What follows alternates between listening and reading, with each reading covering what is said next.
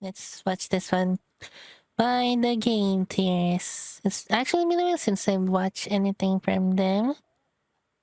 Not even like ever since I guess MatPat left.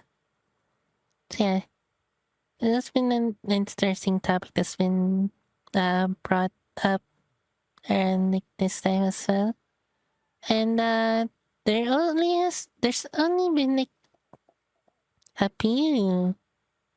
I feel like that still does basically the old school way of doing let's plays. Nowadays it's always been like kind of I guess condensing it in like one video and like doing it kind of like in like how do I put this? Kind of like an essay style, I guess, or like kind of a retelling of that now. Just you can take all the clips compiled to one video, basically. Then the few ones actually I feel like the only one that I know now really that still does the again like basically the old school let's play content is Sugar Conroy. Like if you look up their or his like channel now, I guess. Like here. Ooh. He's doing Kingdom Hearts. Or he's done Kingdom Hearts. Yeah, like look here. He's still the one that's doing the let's play method the old school way. Like around like 30-minute videos. All like this part is like divided into like in the game he's doing is like divided into different parts here. Instead of like and would you consider my how I doing it? It's kind of like a let's play thing. It's like it's not like a modified way doing things. That we're just like kind of playing the game. But also for me, I'm like doing it in a live stream format instead of here where it's a video. And I'm also doing it like basically around like 2 hours. And like this one again, it's like around 20 to 30 minutes. So yeah.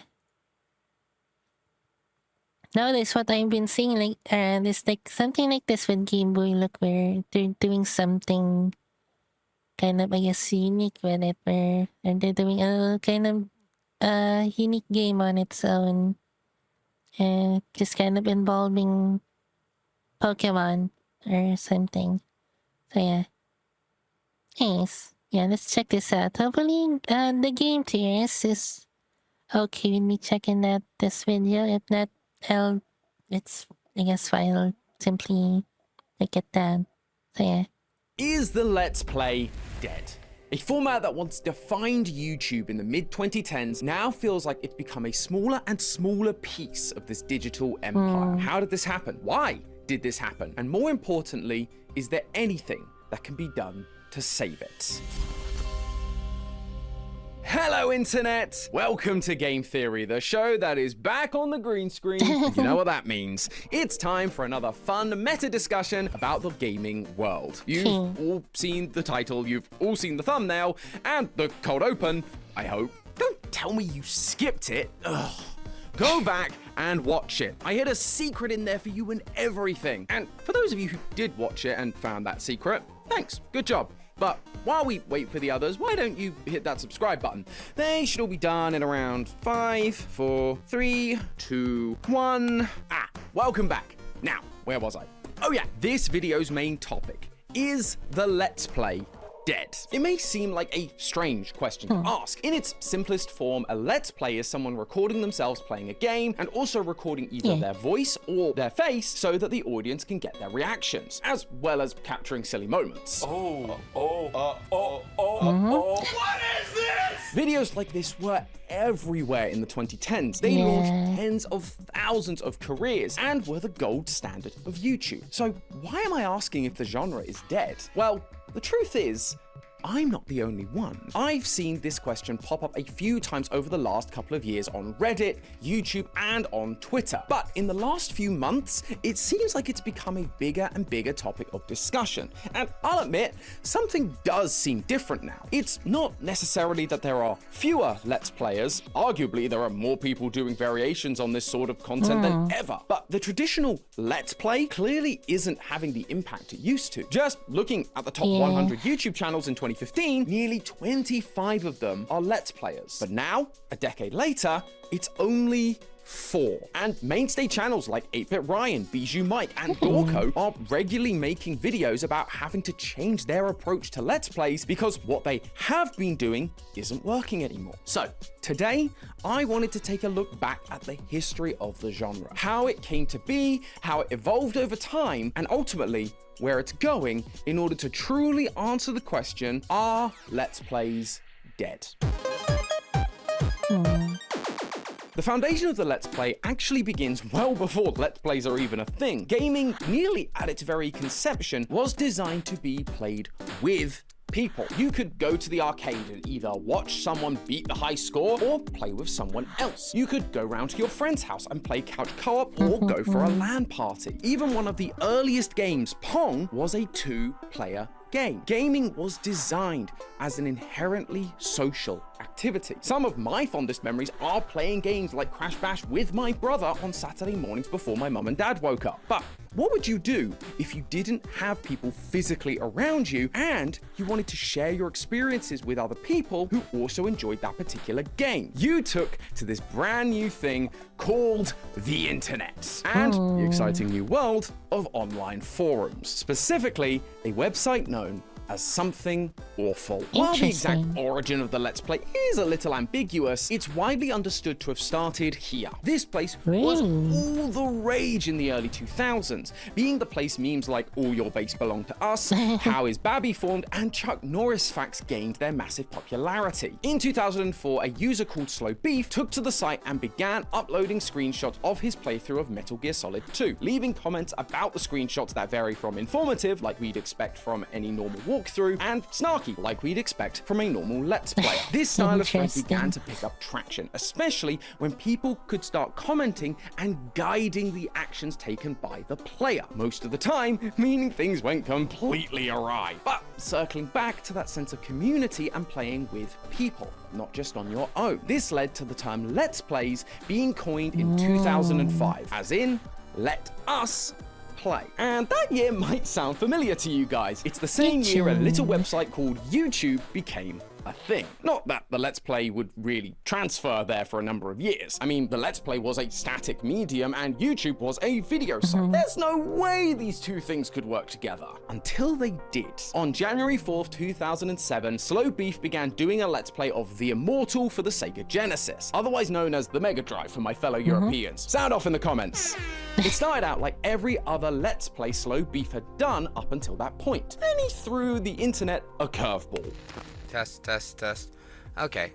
This is Slow Beef. I usually like to add something a little crazy to my Let's Play threads. That, my friends, is a video clip with commentary. Slow Beef said he'd like to add some little extra thing to his Let's Plays, but this isn't just a little something. This was a genre-defining moment. This led to people like fellow Something Awful user Proton John to start doing player commentary Let's Play videos later that year. The same year that YouTube introduced something you may have heard of, the YouTube Partner Program, where if you reached a certain threshold, you could have ads play on your videos and you'd earn a cut. Suddenly, you weren't just uploading videos for your friends or communities online. This could be an actual job. And as the years went on, more and more people began to jump on this style of content, like Nintendo Capri-Sun, Chugger Conroy, Raocow, Paul Soares Jr., Ethos Lab, and of course, PewDiePie. What the heck is that? I think he wants to hug. All of them and many more saw some amount of success. Subs were going up and money was coming in. But YouTube wasn't done adding changes to the site, and they did something that turned this relatively new but growing format into an overnight sensation. Real quick, thank you, boss. Part of me is kind of thinking maybe like I wonder what if like I continued making content like back in the day. Like, gosh dang it, it's like 10 years ago now. I actually made a YouTube channel before already 10 years ago with a friend and classmate at the time. We didn't proceed with it because I guess things just kind of got in the way. They got a bit busy on their own time and could not like maybe it could not like guess collaborate with me because on my perspective, that channel that we created there is a collaborative channel. It's both of us making stuff on it. And so like them not being able to like make stuff with me, I kind of just I didn't go along with it. Now I'm just kind of wondering what if I went through with it and instead of like I guess you guys seeing me as a VTuber right now here. I mean, I guess there's still a possibility I would be a VTuber. I decide to turn into a VTuber later on down the line. But like, I'm kind of wondering now, what if like I went through with that YouTube channel? Would I be known, well known today? Will I be earning quite a bit of money today with making content starting from back then? I wonder. Sometimes I wonder about that. And I don't know if I mentioned this before actually. I think it is actually kind of a bit of a regret of mine that just going through with that. I feel like it would have been like, yeah. like yeah.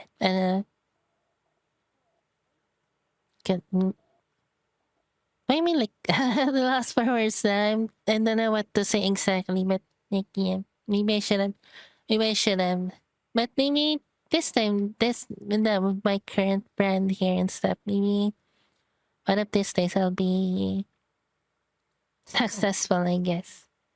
With your help, maybe.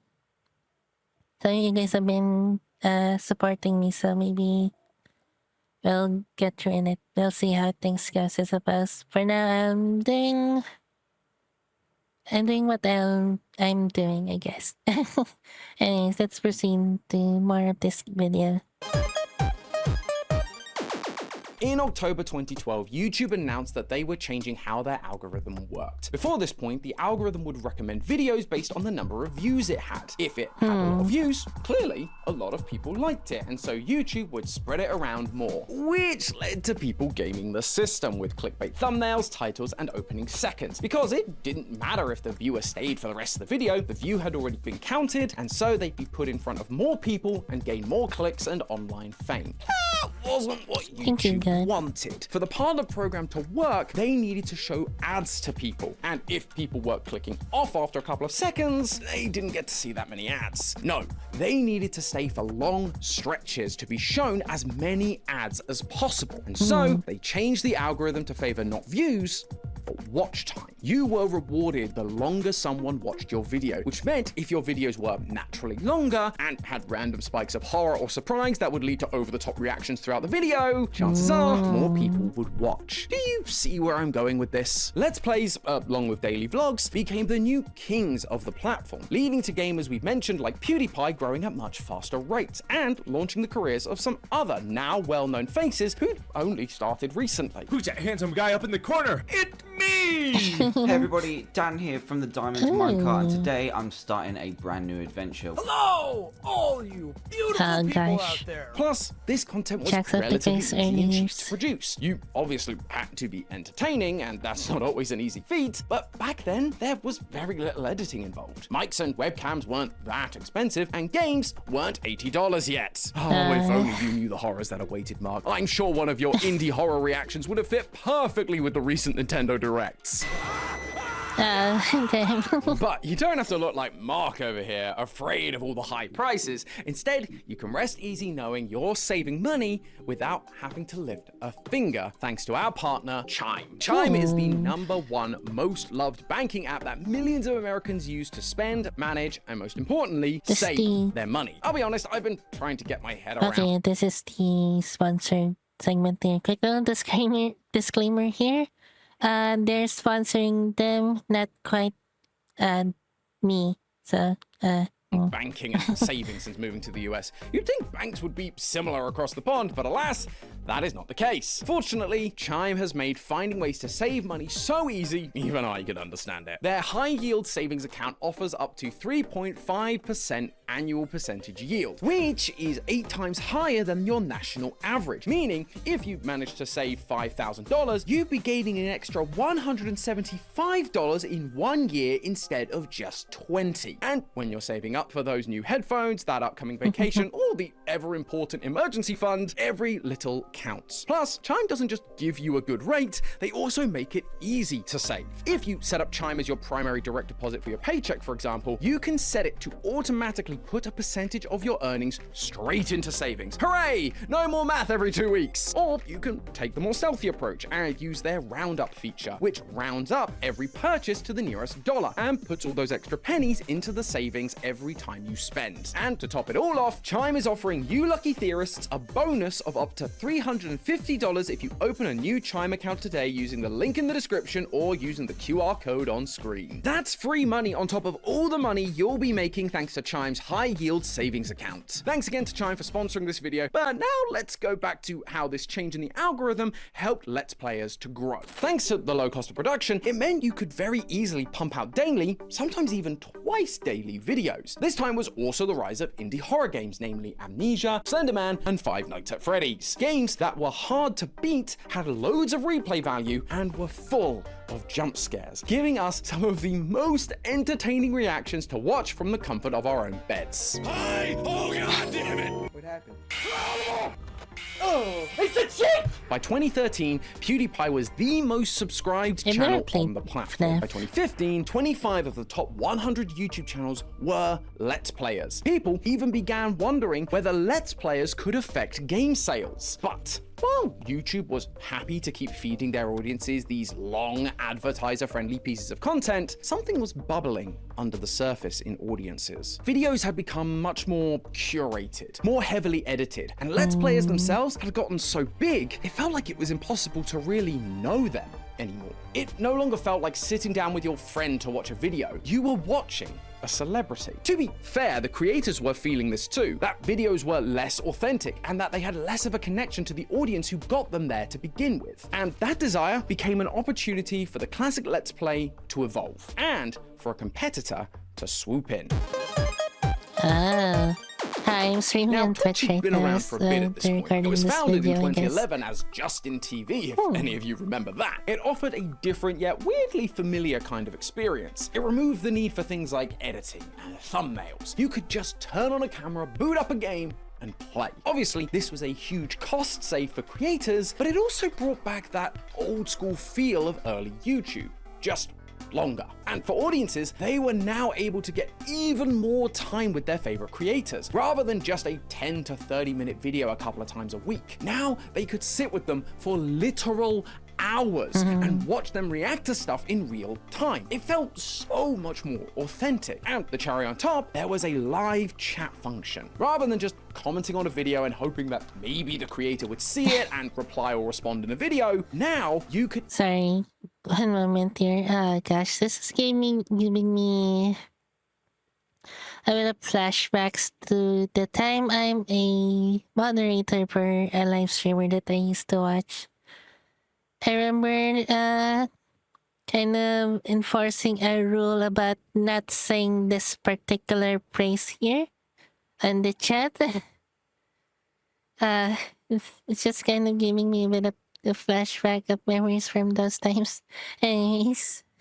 Now you could interact with them directly. You could help them with a part of the game they were struggling with, or you could just talk to other people who like that creator. Kind of like the old school forum days, and much like the days of sitting with your friends on the couch and playing games together. The problem was, in 2014, Twitch introduced a new video management system that would remove your VODs after 14 days, 60 if you were a partner. So, what did all those streamers do? They began uploading their VODs to YouTube, flooding the market with this new kind of Let's Play. You can see from this graph here that searches for Let's Plays begin to fall around this time, and searches for live streams begin to go up. Between 2014 and 2015, Twitch's unique viewers increased from 55 million to 100 million. And so YouTube obviously took note, releasing its own gaming live streaming platform, YouTube Gaming, in 2015. Again, this causes Let's Plays to drop down in popularity. But as you can see here in June of 2016,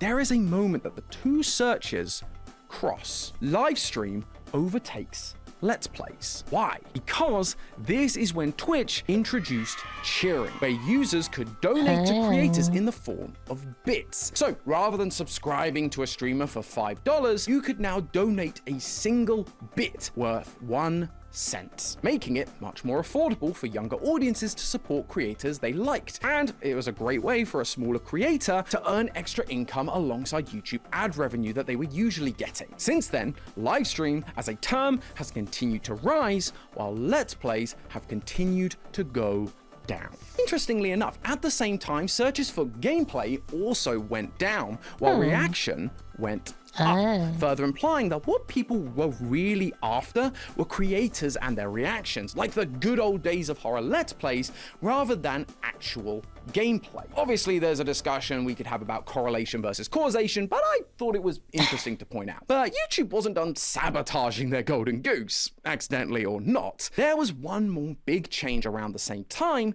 that would lead us to the question we're asking today. In 2015, YouTube was the top video streaming app at the time, competing with the likes of Netflix, Hulu, and ESPN. But that was just the mobile market. Where services like Netflix really shone was in TV viewership. Their high-quality shows and zero ads was a huge appeal to the more traditional media audience. YouTube wanted a piece of that pie, and so since 2015, they've been trying to do just that. They launched YouTube Red, which we now know as YouTube Premium. This gave audiences an ad-free experience, plus access to exclusive, high-quality television level content made by the creators you all know and love. They introduced an ad-free experience, plus access. I was just surprised to see freaking Let's and Mari from former Smash Games members, cast or whatever. Yeah, dang.